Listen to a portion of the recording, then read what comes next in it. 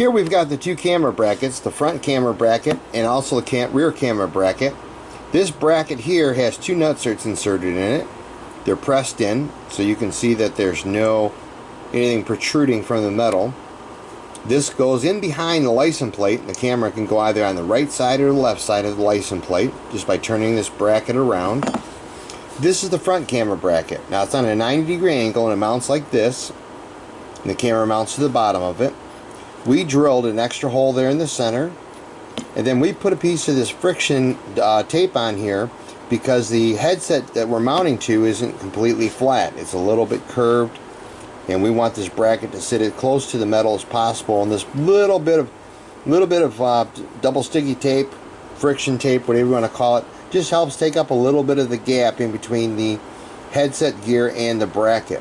It doesn't sit completely flat in there because the headset bracket is not completely flat. Now, if you come up with some brackets, we'd love to have a picture of it. You can go ahead and email it to us, and we'd love to see what you've come up with for your bracket system for your Harley or your Victory, your Triumph, whatever you're riding. If you come up with a different bracket, you can bend this bracket, put it in a vise and bend it. You can drill this bracket, you can cut this bracket. There's a lot of different things you can do to make this bracket work on your particular frame. This one right here is designed for a 2019 Harley Davidson.